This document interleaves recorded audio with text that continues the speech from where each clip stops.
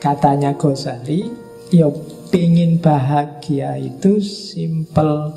Kita sudah punya semua fasilitasnya. Allah sudah ngasih kita. Apa yang dikasih? Kenikmatan duniawi dan kenikmatan ukhrawi.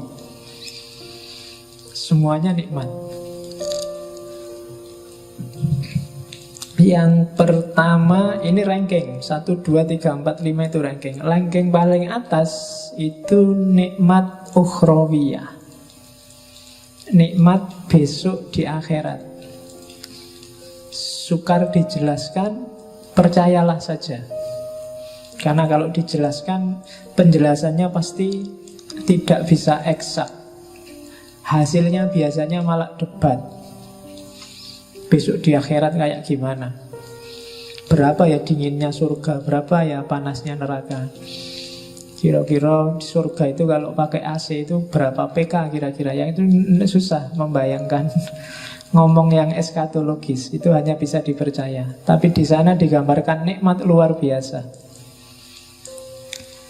Cuma kenikmatan surga tidak akan bisa dicapai kalau kita tidak ketemu dengan nikmatnya jiwa,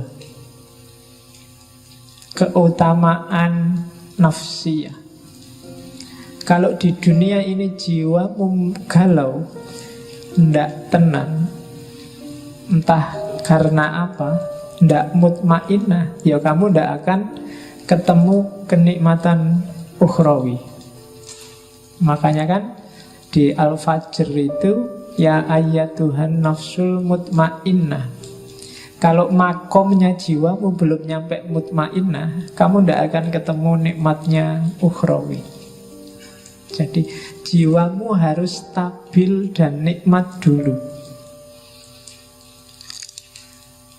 Kalau di Mizanul Amal, cari nikmatnya jiwa gimana Pak? Yang pertama, akalmu. Dia akan merasa nikmat dengan ilmu. Jadi kita punya akal, bagian dari jiwa kan akal itu. Dia akan nikmat kalau dapat ilmu. Maka sering-seringlah ngasih gizi ke akalmu dengan ilmu. Semakin banyak dia dikasih suplemen ilmu, semakin dia akan merasa senang dan aman. Paham itu bikin tenang, tidak paham itu bikin galau. Teori paling gampang itu. Maka akalmu kasihlah dia kenikmatan dengan ilmu.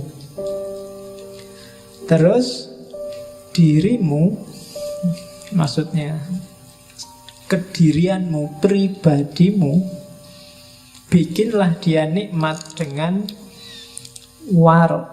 Warok itu menjaga diri. Jangan ngawur hidupmu kalau pengen tenang.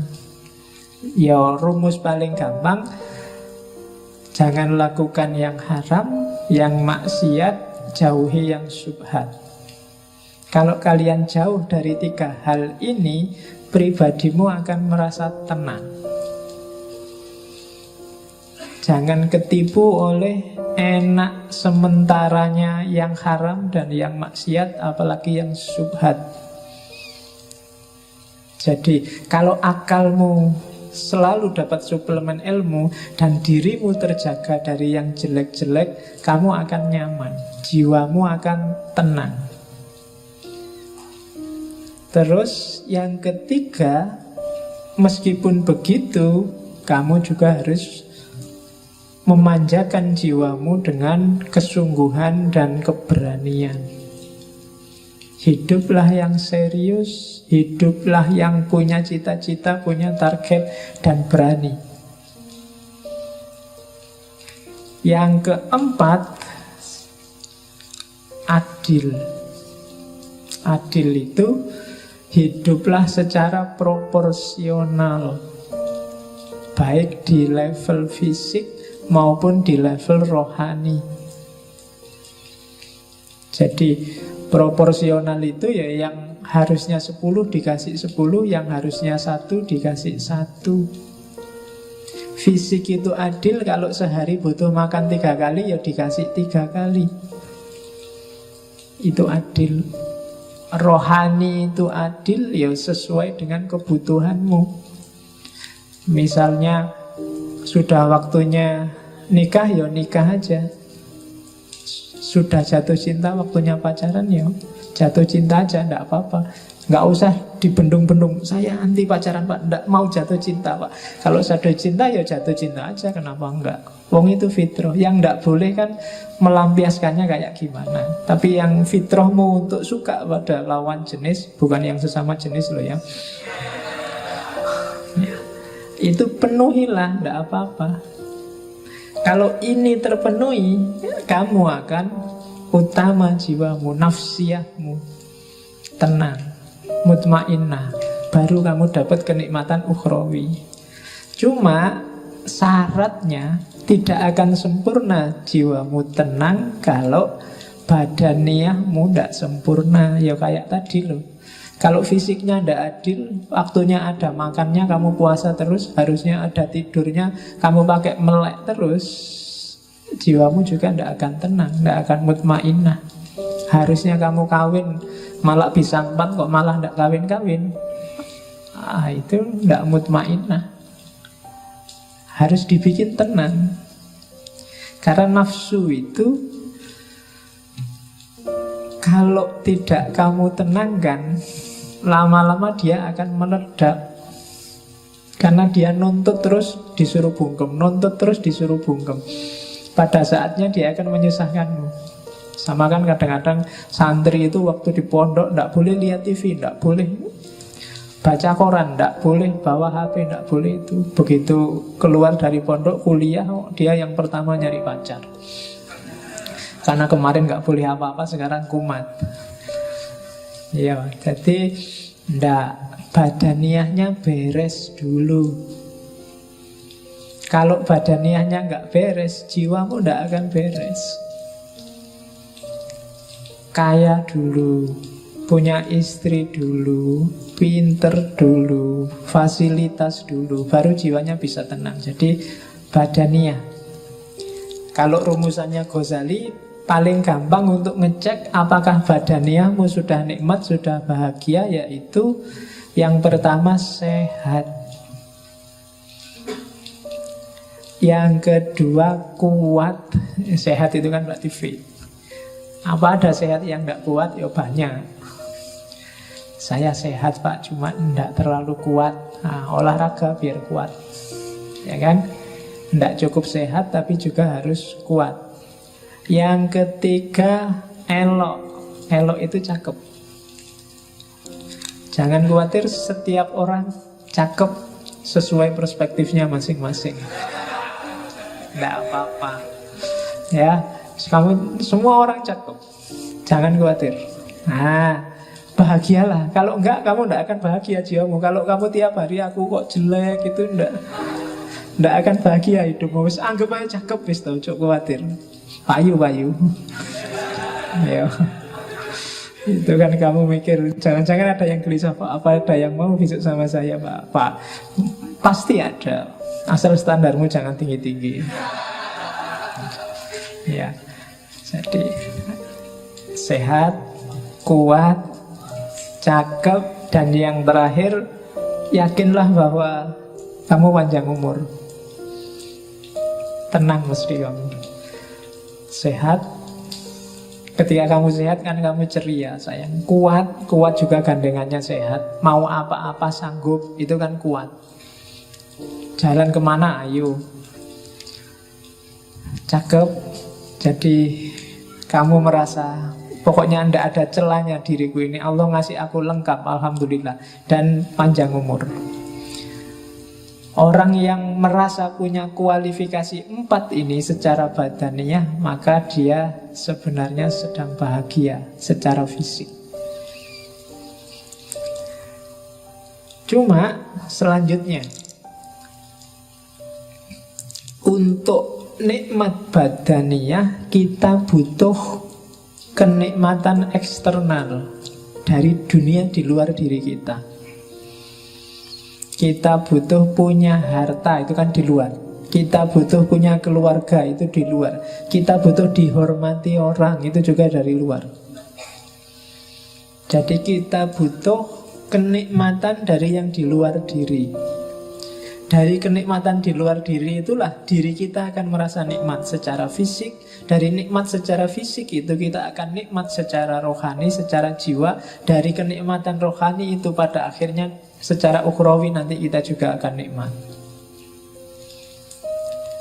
Cuma kenikmatan dari luar itu butuh pelengkap luar yang sangat luar. Apa bahasanya? Yaitu apa? Kenikmatan taufikiyah. Kenikmatan yang menunjukkan kalian merasa bahwa Allah itu sayang padamu dan ngasih banyak padamu. Sebagus apapun kehidupanmu hari ini, kalau kamu merasa dicueki Allah, atau apalagi Allah benar-benar cuek padamu, kamu gak akan dapat merasakan kenikmatan apapun. Kamu melakukan korupsi, enak loh korupsi itu. Kamu dapat banyak uang, mau apa aja bisa. Tapi karena kamu tahu bahwa dengan kamu korupsi ini Allah tidak akan ridho padamu, maka tidak jadi nikmat. Kamu nyontek ujian, enak kan? Nyontek itu nggak perlu capek-capek belajar, bisa langsung jawab. Dan bener lagi, dan bagus lagi. Dosennya sampai heran, ini kuliah tidak pernah masuk, makalah tidak jelas, disuruh ngomong-ngomong apa juga temennya nggak paham, tapi jawabannya sip, akhirnya dikasih A. Tapi karena kamu ngerti itu nyontek, kamu itu bukan sumber kebahagiaan. Kenapa? Karena kamu ngerti bahwa sebenarnya Allah tidak ridho dengan nyontekmu. Maka dasar dari semua kenikmatan tadi adalah keutamaan taufik, taufiki. Dapat hidayah, dapat inayah, dapat petunjuk, rusd, dan seterusnya. Jadi pertama-tama yakinlah bahwa Allah ridho padamu. Setelah itu carilah bekal yang kamu butuhkan untuk nikmat, untuk bahagia. Nyari harta, nyari kehormatan, nyari status, cari tidak apa-apa, itu sumber kehormatan. Kalau itu sudah dapat, maka kamu akan dapat kenikmatan duniawi, kenikmatan badaniyah. Dengan bekal kenikmatan badaniyah ini, jiwamu juga akan nikmat, bahagia, akan tenang. Ketika jiwamu bahagia, insya Allah besok akhiratmu bahagia.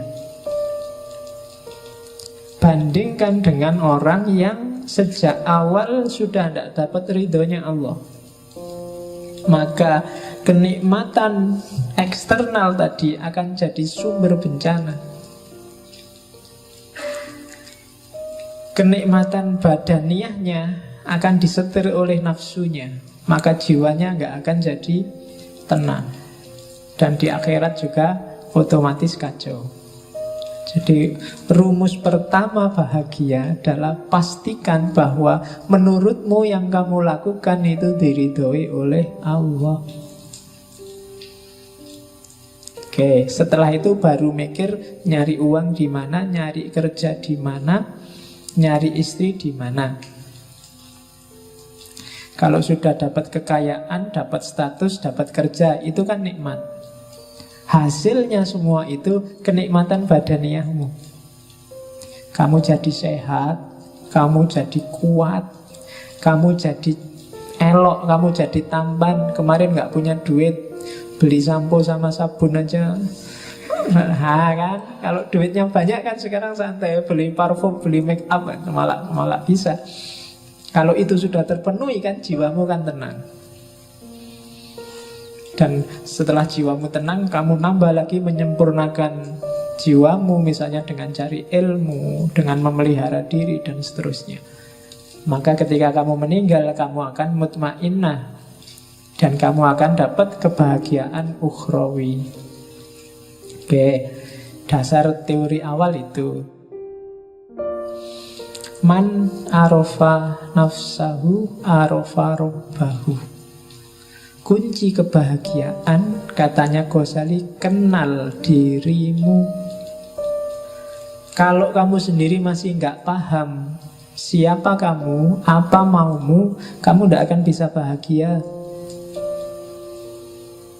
Sebenarnya ini teori paling gampang. Kalau kamu nggak ngerti selera makanmu, janjane misalnya makanan yang kamu sukai apa sih, kalau kamu nggak ngerti, ya kamu nggak akan bisa membahagiakan dirimu, kamu sendiri nggak ngerti. Cara paling gampang untuk bahagia ya membaca dirimu sendiri dulu. Katanya Ghazali di bagian awal Kimia Usa'adah itu, ia yang mengenal dirinya, ialah yang akan merasakan kebahagiaan sejati. Mungkin selama ini kamu nggak bahagia karena kamu nggak kenal dirimu. Sebenarnya kamu suka misalnya baju-baju tipis, tapi karena kamu nggak kenal dirimu, kamu lihat orang lain pakai baju-baju tebal, pakai baju-baju jubah, kamu anggap itu yang enak. Dan kamu tiru, ya nggak enak akhirnya. Kamu nggak nemu kebahagiaan di situ. Jadi kenali dirimu dulu deh. Kenapa kok kita nggak kenal diri, katanya Ghazali? Biasanya ketutup oleh hasrat, oleh hawa nafsu, oleh karakter-karakter binatang kita, oleh keinginan menaklukkan yang lain, oleh keinginan jadi idola, oleh keinginan macam-macam. Itu yang bikin kita nggak kenal. Padahal kamu seleranya cuma nasi kucing, tapi karena ingin dianggap keren, kamu milih restoran-restoran mahal yang ada steak, ada apa. Padahal begitu lihat steak kamu janjane mau muntah. Coba nganan opo itu, tapi yo biar dianggap keren, terpaksa kamu sambil nutup hidung dimakan. Nggak enak karena kamu nggak kenal dirimu sendiri. Ketutup hasratmu untuk dianggap anak gaul. Sebenarnya pakai jin itu mungkin kamu tersiksa luar biasa, wong meletup kayak gitu gimana. Tapi kalau nggak pakai jin nggak keren, Pak. Padahal kan yang paling keren itu kan menurut saya kan pakai sarung paling enak. Longgar, ISIS kan. Loh iya kan? Makainya juga simple, kapanpun dibutuhkan bisa dibuka. Bayangkan kamu pakai jin, ke kamar mandi sudah tak sumpek, coba pakai sarung jangan diangkat, wes selesai. Nah iya kan? Loh, itu kecenderungan jiwamu, tidak bisa dibohongi. Jadi kenali dirimu. Oke. Terus dan jangan salah, katanya Ghazali, mengenal diri itu manfaatnya dua. Begitu kamu jernih membaca dirimu, semakin ke dalam, semakin ke hakikat sebenarnya siapa itu manusia, justru di paling dasar kamu akan ketemu gambarnya Tuhan. Ya kan? Karena Allah memang yang membedakan manusia dengan yang bukan manusia kan, wa nafakha fihi min ruhi. Dalam diri kita ditiupkan ruh dari Allah. Dan itu citranya, gambarnya ruh dalam diri kita, itu gambarnya Allah. Jadi begitu kamu kenal dirimu yang sejati, hakikatnya kamu kenal Allah. Jangan dibayangkan, kalau mau lakukan. Bersihkan dirimu sebersih-bersihnya, singkirkan dari debu-debunya. Ghazali kan yang terkenal bikin analogi cermin itu kan. Semakin nafsu menguasaimu, semakin gelap cerminmu. Kayak kamu maksiat sekali, ada titik hitam satu. Semakin banyak maksiat, titik hitamnya semakin banyak. Sehingga kamu tidak bisa sudah lihat ke dalam dirimu. Akhirnya kamu tertipu oleh titik-titik hitam itu. Kamu anggap yang penting yang titik-titik hitam itu. Padahal kalau kamu bisa bersihkan itu, kamu sisihkan itu semua, kamu akan melihat bahwa sebenarnya itulah hakikat dirimu dan sekaligus itulah Tuhanmu. Oke, Jadi kunci bahagia pertama, kenali dirimu. Saya tidak tahu pernah nggak teman-teman sekali-sekali mikir tentang dirimu sendiri. Mungkin paling tidak kayak tadi, nanti kalau ada waktu ya bikin semacam muhasabah, semacam tafakkur. Tipe orang kayak gimana sih kamu itu? Yang kamu sukai apa, yang tidak disukai apa? Cita-citamu apa saja? Keinginanmu apa saja? Terus kamu cek, ini keinginan ini sifatnya kayak gimana sih? Positif apa negatif? Kalau negatif, kenapa kok negatif? Sumbernya dari mana? Dan akhirnya mau jadi apa? Wah, itu muhasabah namanya. Jadi yang pertama, kenali dirimu deh. Siapa kamu? Ya kalau orang perang itu kan harus ngerti posisinya. Kalau kamu nggak ngerti posisinya, gawat. Ya kan? Di rumah aja kan kamu harus ngerti posisi. Kamu itu anak, opo bapak, opo ibu, opo adik, apa kan harus jelas. Kalau kamu di rumahmu anak tapi merasa kayak bapak, kan gawat. Ya nanti malam-malam masuk kamar ibu lo. Posisimu anak bukan bapak. Lah ya kan? Harus jelas. Nah, itu maka kamu dalam hidup ya gitu harus muhasabah. Jangan-jangan kamu itu teman, apa sahabat, apa pacar, apa musuh kan juga harus jelas. Biar menyikapinya juga enak. Maka know yourself. Ini kan pesannya Socrates yang paling awal kan, kenali dirimu. Ya, itu kalimat-kalimat di Kimia Usada. Coba deh kalau sanggup, tanyakan siapa aku dan dari mana aku datang, kemana aku akan pergi, apa sih tujuan kedatanganku dan persinggahanku di dunia ini, di mana sih kebahagiaanku dapat ditemukan. Tanyakan itu, coba jawab. Ini PR-mu nanti malam. Ya sambil nonton sepak bola kalau ada ini dijawab. Kira-kira siapa sih aku itu, dari mana aku datang, kok tiba-tiba aku ujuk-ujuk ada di sini itu loh. Apa kebetulan atau Allah ngasih misi apa sih aku ditaruh di bumi ini? Kok aku dilahirkan di Jogja, kok aku dilahirkan di Sumatera, kok aku dilahirkan Jawa Timur, kok aku kira-kira disuruh bawa misi apa sama Allah? Nah, itu muhasabah. Dan Ghazali wanti-wanti, diingat-ingat ya, dalam dirimu secara umum itu ada 3 aktor. Ada 3 variabel yang harus hati-hati kamu gunakannya. Begitu salah dosis, hidupmu kacau. Yang pertama adalah unsur hewan, kehewanan. Yang kedua unsur setan. Dan yang ketiga unsur malaikat. 3-tiganya penting. Kamu butuh unsur hewan. Kalau kamu nggak punya unsur hewan, gawat. Kamu nggak punya ambisi, nggak punya cita-cita, kamu akan jadi orang yang pasif, nggak kreatif. Mungkin kamu bisa nggak punya anak kalau nggak punya unsur kehewanan. Karena, wah saya nafsu kayak gitu, nggak lah pak, malah gawat. Harus punya yang itu. Cuma dosisnya dan caranya diatur. Jangan sembarangan. Nah, kalau sembarangan jadi hewan beneran.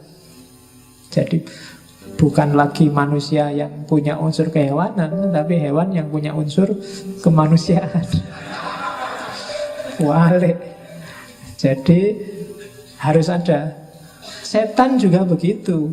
Belajarlah dari setan apa? Kecerdikannya. Setan itu pinter, cerdik.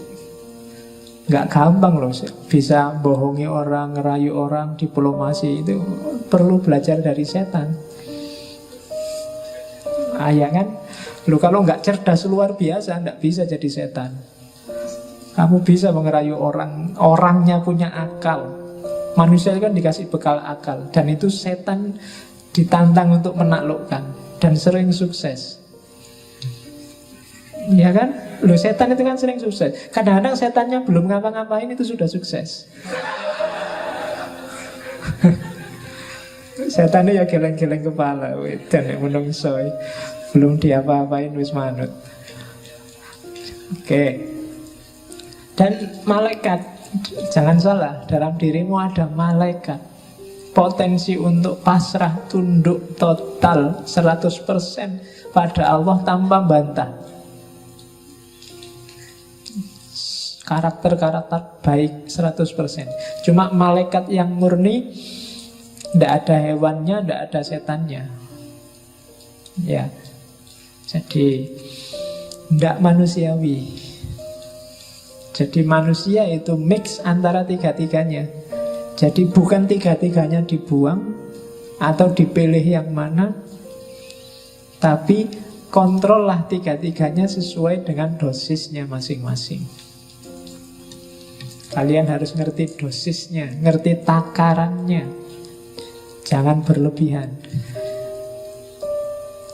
Katanya Ghazali, untuk bisa ngerti takarannya, yang ngontrol harus akal. Kenapa harus akal? Gambarannya kayak kota, katanya Ghazali. Jadi jiwa kita itu adalah kota besar. Rajanya beda sama Farabi kemarin. Rajanya bukan akal, tapi hati. Kolab. Jadi katanya Ghazali, akal itu bukan rajanya. Akal itu tunduk pada kolab. Suka dan tidak suka, kecenderungan batinmu. Jadi Ghazali melihat manusia itu disetir oleh kecenderungannya. Akal, dalil, argumen, pikiran itu datang belakangan mendukung kecenderungan hatinya. Maka bereskan dulu hatimu, karena hati itu rajanya. Bukan kayak di Farabi kemarin, akal rajanya. Jadi kamu itu ikut partai apa dulu, baru kamu cari dalil kenapa partaimu itu bagus. Kamu itu jatuh cinta dulu, baru cari argumen kenapa kamu jatuh cinta padanya. Kamu suka dulu, baru nyari alasan kenapa kamu suka. Atau tidak suka dulu, baru nyari alasan kenapa kamu tidak suka. Jadi rajanya adalah hati. Maka kan banyak pengajian-pengajian manajemen kolbu. Nah, itu bahas raja. Ya besok kita bikin tandingannya, manajemen akal. Ya, jadi tugasnya akal apa? Akal panglima perang. Hati itu tugasnya ngasih nasihat, berfatwa. Sementara pekerjanya, panglimanya di lapangan itu akal. Prajuritnya itu syahwat dan amarah. Jadi dua-duanya ya, yang satu wali kotanya, yang amarah itu polisinya kalau katanya Ghazali. Jadi dalam diri kita itu isinya polisi yang marah-marah, kemudian wali kota yang penuh ambisi, dan panglima yang punya kekuatan ngatur, serta raja yang mengendalikan. Begitu rajanya nggak beres, maka panglimanya juga disuruh ngatur untuk ke arah yang tidak beres. Syahwat akan jadi penguatnya, karena dari situ muncul ambisi hasrat. Kemudian kekuatan amarah jadi pendorongnya. Jadi hati-hati, makanya hati harus lembut, baru yang lain ikut lembut. Kalau hati kasar, akalmu juga akan mengarah pada kasar, syahwatmu juga dikontrol oleh kekasaran, dan amarahmu akan semakin menyala. Jadi maka katanya Ghazali, amankan kota jiwamu.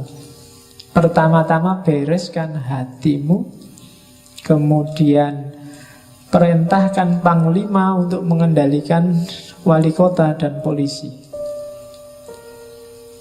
Kalau enggak, ya alamat kotamu kacau balau.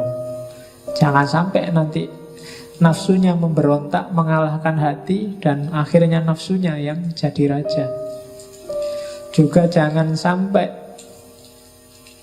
polisinya, amarahnya yang jadi raja. Dan jangan sampai juga akalnya yang jadi raja. Yang harus jadi raja hatinya.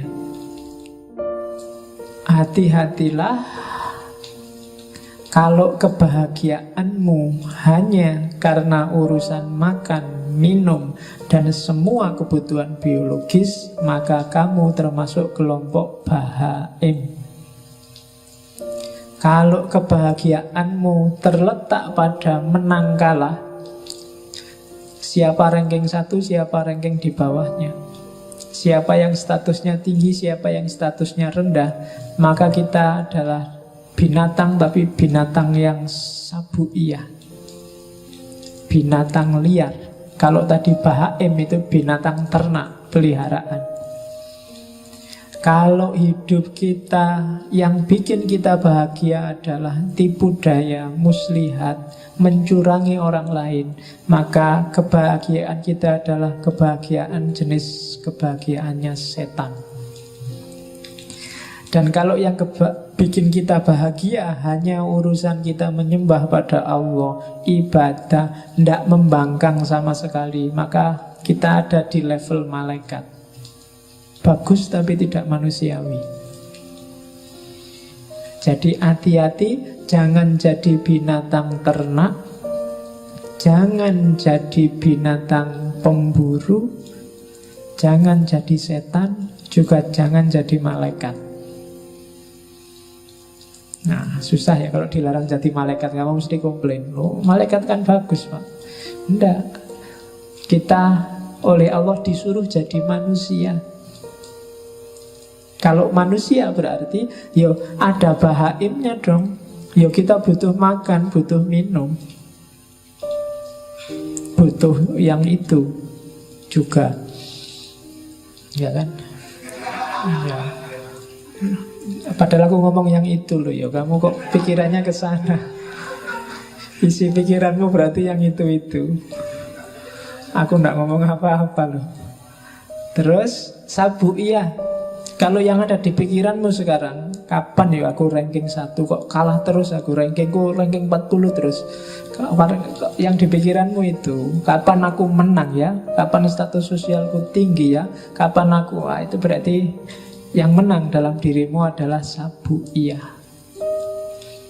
Kalau yang ada di pikiranmu urusan muslihat, trik-trik, gimana caranya aku bisa sukses, gimana caranya aku bisa kaya, trik-trik kayak gitu, maka kita ada di levelnya setan.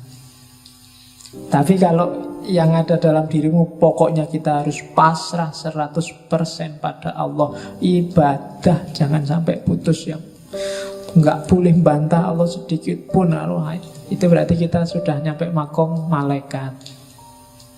Dunia sudah tak tinggal, pokoknya aku hanya Allah saja. Ya enggak apa-apa, itu berarti makomnya malaikat. Cuma kalau malaikat tidak ada bahaimnya, kamu puasa terus, kamu sholat terus, tanpa makan, tanpa ngopeni hidup dunia juga tidak manusiawi.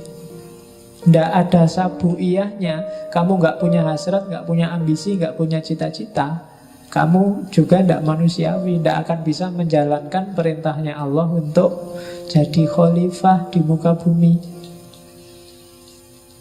Kalau kamu tidak kayak setan, tidak cerdas, tidak kreatif, ya kan?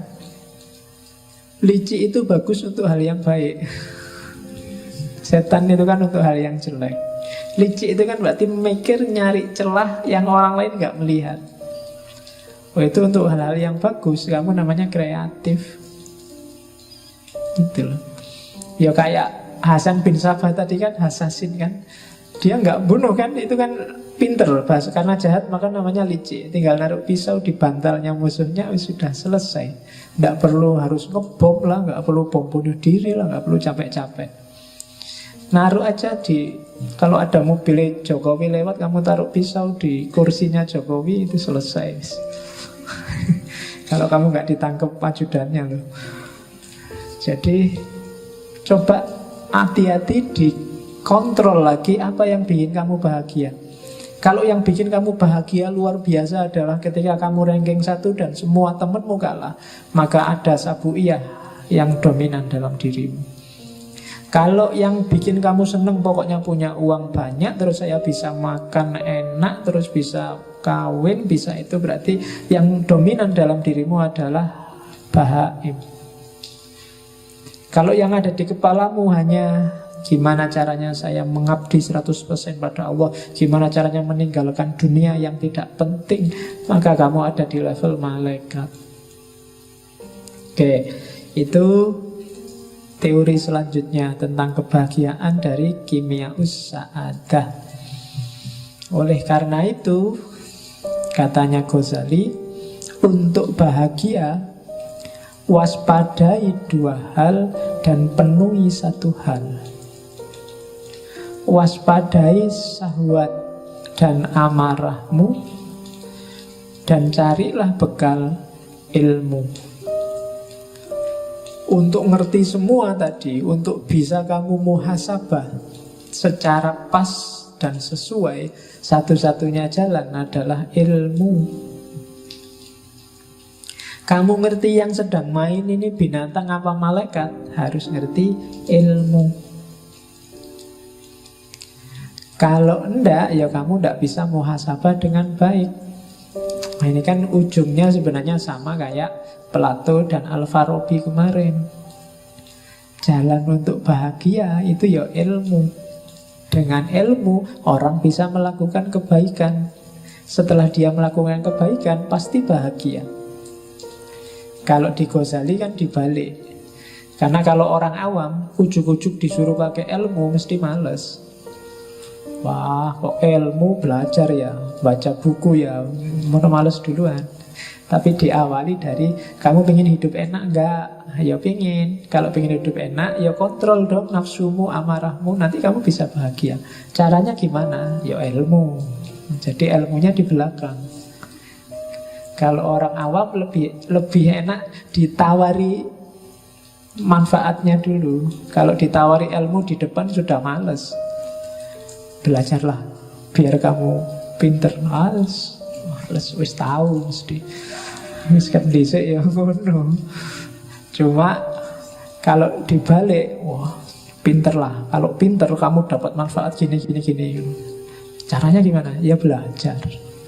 Itu kan lebih ringan kalau bagi orang awam. Tapi kalau belum kamu dikasih sholatlah, tahajud. Wah, males ngantuk. Tapi kalau diawali dari, kalau kamu pingin dapat rezeki lancar, istri cantik, apa? Sholatlah, tahajud lah. Itu kalau ngerti embel-embelnya di depan, mesti agak semangat di belakang. Nah, ini logika awam. Dan Ghazali paham betul ini. Cara dia memainkan cara berpikirnya orang awam. Oke, jadi jalan kebahagiaan yang sejati, katanya Ghazali, ya, kuasai amarah dan syahwat. Jalannya pakai kekuasaan ilmu. Dan puncaknya ilmu itu ma'rifatullah, kenal Allah. Kalau sudah ilmunya sudah nyampe ma'rifatullah, semua pasti akan tertib. Kamu akan menemukan kebahagiaan sejati. Ma'rifatullah itu dicapai tidak semata-mata dengan baca buku atau belajar teorinya. Beda sama ilmu yang lain. Tapi ma'rifatullah itu ketemunya harus dengan laku. Tidak bisa kamu ngerti teori jujur, tapi kamu harus benar-benar jujur. Nggak bisa kamu hanya ngerti teori berbakti pada orang tua, tapi kamu harus berbakti benar pada orang tua. Ma'rifatullah ilmu yang jenis itu. Jadi akan kamu peroleh sendiri kalau kamu dekat sama Allah. Jadi, dan untuk dekat sama Allah harus ada laku tertentu. Dan kalau orang yang sudah makrifat itu biasanya otomatis urusan yang lain semuanya beres. Sebelum semua urusan beres, orang tidak akan nyampe makrifat. Nah, itu jalan kebahagiaan. Jadi kuasai amarah, kuasai syahwat lewat ilmu. Harusnya semakin pinter orang, semakin berkualitas hidupnya, dan semakin dia merasa bahagia. Kalau kamu merasa semakin pinter, wawasanmu semakin banyak, kok hidupmu semakin sumpek, ada yang salah dengan prosedurmu cari ilmu. Silahkan kamu muhasabah sendiri. Pak, saya ngaji filsafat mulai tahun lalu itu perasaan gak berkembang apa-apa itu, Pak. Ya coba dicek lagi deh, jangan-jangan ada yang salah. Jangan-jangan yang kamu incar dari ngaji ini bukan ilmunya, kopinya mungkin. Iya. Jangan-jangan cuma nyari kopi gratis. Jangan-jangan daripada nganggur. Jangan-jangan, banyak jangan-jangannya makanya. Maka dicek lagi. Nah, ini saya ambil yang bahasa Inggris terjemahannya. Cara untuk menguasai amarah dan nafsu tadi. Kalimatnya Ghazali bagus. Ya, katanya Ghazali, declare your jihad on certain enemies you cannot see. Katanya Ghazali, deklarasikanlah jihad terhadap 13 musuhmu yang tidak terlihat. Egoisme, arogan, conceit, egoisme, sombong, angkuh, selfishness, merasa benar sendiri, merasa bagus sendiri, merasa menang sendiri, greed, tamak, lust, tamak, intolerance, anger, marah, bohong, cheating juga bohong, gossiping, supposing gossip, slandering, dan 13 itu, if you can master and destroy them, kalau kamu bisa menguasai dan menaklukkan 13 musuh itu, then will be ready to fight the enemy you can see. Maka kamu akan siap mengalahkan semua musuh yang terlihat. Kalahkan 13 yang tidak terlihat itu. Kalau kamu sudah sukses mengalahkan itu, maka semua musuh yang terlihat akan mudah dikalahkan. Nah, rumusnya itu. Kalau dibaca enak, dirasakan juga mantap, dijalani yang agak susah. Yo jihad, makanya katanya Ghazali, jihad dong. Declare yo jihad. Deklarasikan jihad untuk melawan ini. Jihad berat, makanya katanya Nabi, jihad yang lebih berat daripada perang Badar loh. Perang Badar itu kan berat luar biasa.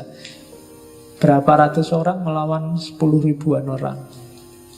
Sudah berat gitu katanya Nabi, ini cuma jihad kecil.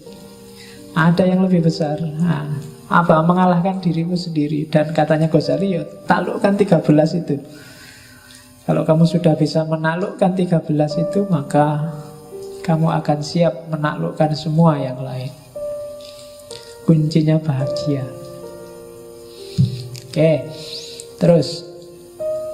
Nah, puncaknya bahagia nanti, katanya Ghazali tadi, ma'rifatullah. Kalau orang sudah ma'rifatullah, kebahagiaan sejatinya justru ketika dia dekat dengan Allah,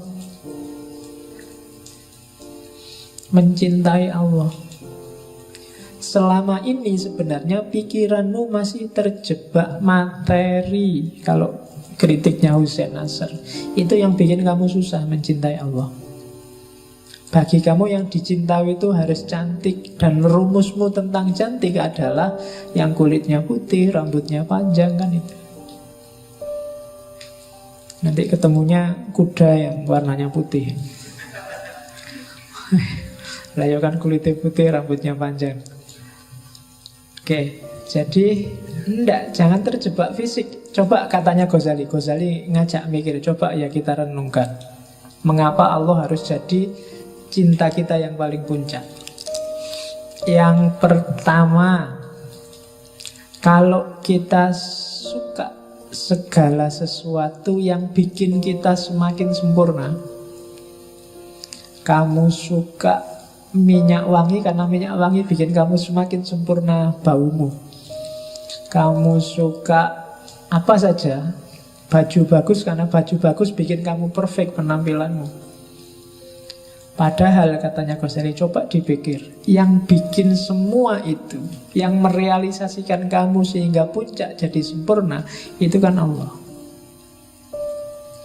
Kamu suka orang yang membantumu karena dengan dibantu kamu semakin berkualitas. Kamu suka orang apapun itu nanti yang bikin kamu semakin baik, semakin sempurna, Allah pada puncaknya. Harusnya Allah yang paling kamu sukai, katanya Ghazali. Dia harus nomor satu. Rumus kedua, kalau kamu suka pada orang, pada temanmu, pada tetanggamu yang sering berbuat baik padamu, suka jemput, suka nganter, suka SMS, suka mention di Facebook, itu kan berbuat baik. Malam-malam aja tanya, sudah tidur apa belum? Yo, tapi hati-hati kalau sama-sama cowoknya, malah ngewatiri. Loh, itu kan berbuat baik.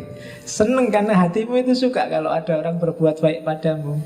Dan katanya Ghazali, loh, Allah itu justru kebaikannya puncak padamu. Semua dikasih padamu. Fasilitas apapun yang kamu butuhkan untuk hidup di muka bumi ini dikasih oleh Allah. Harusnya kamu jauh lebih suka pada Allah. Yang ketiga, katanya, kalau kamu suka pada orang baik, orang dermawan, kalau tadi kan untuk dirimu, untuk orang lain, kamu suka kan lihat orang, wah bagus ya Jokowi itu nolong orang miskin, wah bagus sekali, orang baik di mana-mana kan bikin kamu suka. Harusnya juga puncaknya juga Allah. Allah itu baik pada siapapun. Bahkan yang terang-terangan melawan dia juga Allah baik.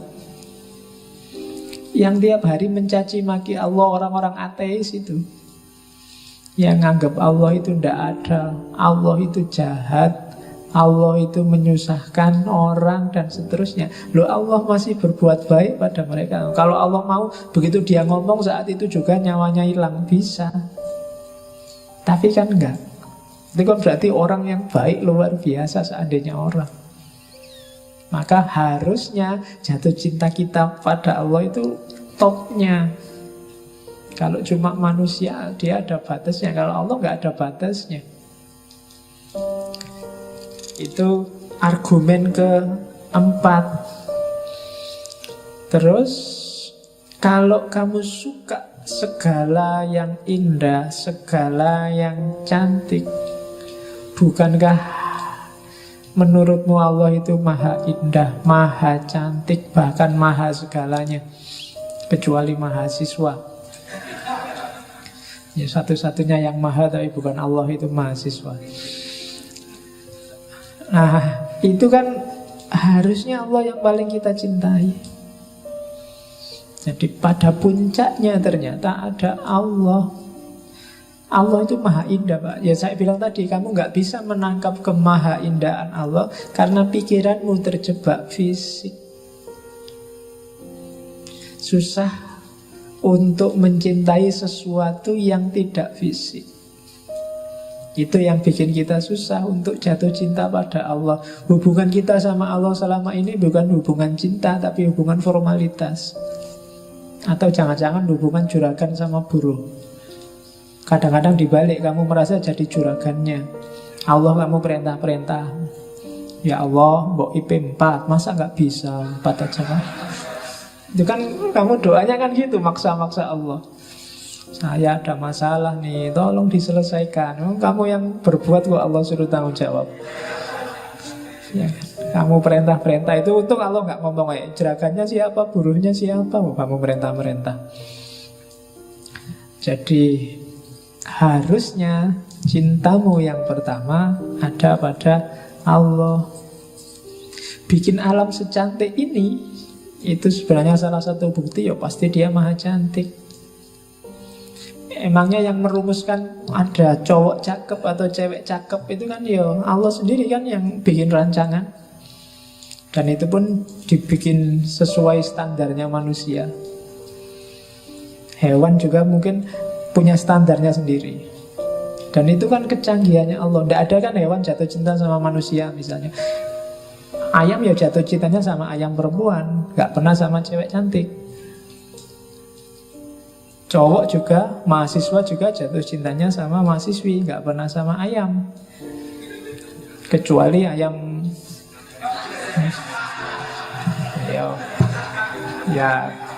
ya kalau yang itu teorimu lebih canggih. Oke, saya kan gak ngerti yang itu kamu. Kalau di situ saya lugu Mas ya. Oke. Terus oke.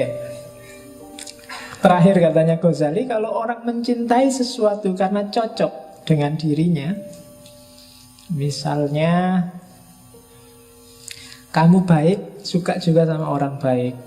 Kamu orangnya suka makan, kamu juga suka sama orang yang suka makan. Kamu orangnya suka humor, kamu senang juga orang sama suka humor, dan seterusnya. Kalau kamu jeli, coba kamu cek bahwa Allah sangat sesuai dengan dirimu, dengan hidupmu. Kamu apa aja, Allah ada mahanya. Kamu adil, Allah maha adil. Kamu suka kedekatan, Allah maha dekat. Kamu suka keakraban, Allah maha akrab. Ya kan, Ra'uf, Rafiq, dan seterusnya. Bahkan kamu suka ketegasan, Allah syadidul iqab pada yang salah. Ada semua, mesti cocok. Makanya para sufi selalu nyuruh kita takholak bi ahlakillah. Tirulah karakternya Allah. Kenapa kok bisa ditiru? Karena sama, sekufu sama kita meskipun beda level. Jadi Allah maha penyayang, kita menyayangi bisa. Allah maha pengasih, kita mengasihi bisa. Berarti sepadan. Harusnya kita jatuh cintanya sama Allah, katanya Ghazali. Lah kok bisa kita jatuh cinta pada yang bukan Allah? Pasti kamu sedang ketipu, katanya. Kamu ndak pol jatuh cintanya. Kamu masih main di level bawah. Coba pikir lagi, apa sih yang bikin kamu jatuh cinta sama harta? Harta bikin saya enak, Pak. Loh, Allah jauh lebih dari itu. Harta memenuhi kebutuhanku, Pak. Allah sejak dulu, sebelum kamu lahir masih di perut ibumu, dipenuhi kebutuhanmu. Apa yang bikin kamu jatuh cinta sama lawan jenismu? Ya enak, Pak. Enak apa nih, belum kawin? Ya kan? Loh, Allah berkali lipat bikin kamu enak. Bahkan gak cuma lewat jalur itu, lewat jalur makan, lewat jalur ilmu, lewat jalur minum, lewat jalur persaudaraan, persahabatan, kekeluargaan. Itu kan nikmat-nikmat yang luar biasa. Harusnya kamu jatuh cinta dong pada Allah, bukan pada yang selain Allah. Nah, itu argumennya Ghazali. Nah, ini kalimat tak potong dari Kimia Usaada. Kebahagiaan tertinggi bagi seorang awam adalah surga, sementara kebahagiaan tertinggi bagi orang-orang khawas adalah ridhonya Allah. Jadi surga itu iming-iming bagi orang biar dia jalan menuju ridhonya Allah. Sama kayak anak kecil itu loh, ketika dia belum bisa jalan berdiri, untuk mancing dia bisa berdiri, ibunya ngasih, ayo pisang, ayo, pokoknya kegemarannya dia ditaruh di depannya biar dia berdiri meraih itu. Cuma targetnya ibunya biar anak ini berdiri dan bisa jalan. Ya kalau dia nyampe dikasih sih pisang itu, tapi intinya kan alhamdulillah sekarang bisa jalan. Jadi itu logikanya surga sama ridhonya Allah. Kalau kamu menuju surga, kamu dapat ridhonya Allah. Dan juga sebenarnya kalau kamu menuju ridhonya Allah, surga jadi nggak penting. Kalau kamu sudah jalan seperti maunya ibumu tadi, pisangnya tidak penting lagi. Jadi dulu mungkin orang apa-apa kan serba matematis, sama Allah juga dagang, kalau gini untungnya apa, kalau gitu untungnya apa. Sementara mikir abstrak agak susah. Maka ditawarilah dengan jannah, dengan surga yang ilustrasinya sangat fisik, ya sesuai jangkauan pikiran masyarakat zaman itu. Bahwa di surga besok ada kolam susu, kolam madu, ada bidadari, ada, itu kan fisikal. Tapi puncaknya adalah sebenarnya keridhaan Allah. Apa enggak boleh Pak saya mimpi ke surga? Boleh. Jalan menuju surga adalah jalan yang sama sebenarnya menuju keridhaan Allah. Cuma kalau terminal akhirmu surga dan kamu berhenti di situ, matok di situ, mungkin kamu nggak ketemu keridhaan Allah. Akhirnya ibadahnya jadi matematis, disuruh apa-apa dihitung.